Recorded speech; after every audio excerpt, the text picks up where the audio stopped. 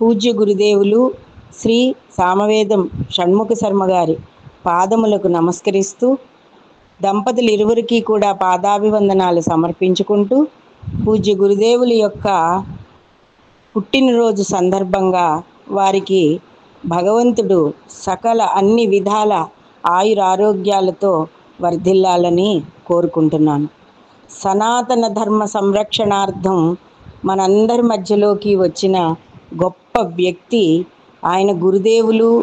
ఆయన ఒక గొప్ప యోగి పుంగవులు, సిద్ధ పురుషులు, అలాగే శివుడి యొక్క అనుగ్రహం ఉన్న ఆదిశంకరుల యొక్క అంశగాను నా భావన.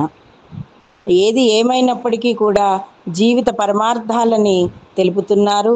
హైందవ జాతిని సంరక్షించడానికి మనకి ఎన్నో సూక్ష్మ విషయాలన్నింటినీ తెలియబరుస్తున్నారు.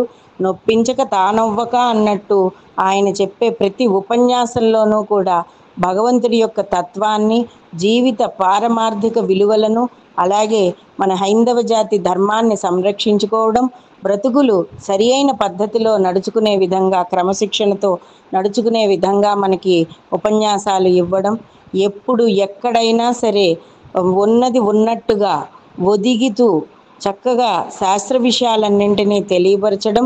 అంతేకాకుండా వల్లభ గణపతిని తెచ్చుకున్నారు. ఆయన షణ్ముఖులైతే వల్లభ గణపతి ఆయన అగ్రజులు.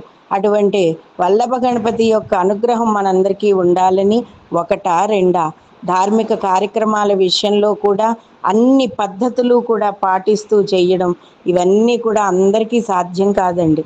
సాక్షాత్తు శివాంశ సంభూతులుగా నా భావన. అటు కృష్ణుడి గురించి చెప్పాలన్నా, రాముడి గురించి చెప్పాలన్నా, లేదా సోషల్ విషయాలలో కూడా, అన్ని విషయాలలోనూ కూడా ఏది కావాలన్నా కూడా ఒక్కసారిగా ఆయన నోటి నుంచి ఒక్క మాటలో చక్కటి పదాలతోటి బాగా చెప్తూ ఉంటారు. ఇంక శివపదం కీర్తనలు అయితే చెప్పనవసరం లేదు. మనలో ఒక కుండలిని శక్తిని జాగృతపరిచే విధంగా ఉంటాయి ఆయన కీర్తనలన్నీ కూడా. ఎంతో అదృష్టవంతురాలనండి నేను. మా అమ్మాయి ఈ రోజుని ఇంత పెద్దదే అలా ఉంది, యాక్సిడెంట్ అయి చావు బతుకుల్లో ఉన్నప్పుడు నాకు ఒక మార్గాన్ని చూపించి, ఆ పిల్లకు ఒక మార్గాన్ని వచ్చేలాగా నాకు ధైర్యాన్ని ఇచ్చి ఆ రోజు చెప్పిన మాటలు ఇప్పటికీ నేను మర్చిపోలేను. కాబట్టి మన సామవేదం వారు 4 వేదాలలో గొప్పదైన సామవేదం కూడా ఇంటి పేరుగానే పెట్టుకున్న ఆ పూజ్య గురుదేవుల యొక్క అనుగ్రహానికి మనందరం పాత్రలు అవ్వాలి. ముందర రాముడు మనకి వరాలు ఇచ్చినా హనుమంతుడు పరీక్షిస్తున్నట్టుగా ఆయన వరాలు ఇస్తున్నా కూడా వల్లభ గణపతి మనల్ని పరీక్షిస్తూ ఉంటాడు సుమా. కాబట్టి అందరూ చల్లగా ఉండాలని కోరుకునే గొప్ప వ్యక్తి ఆయన.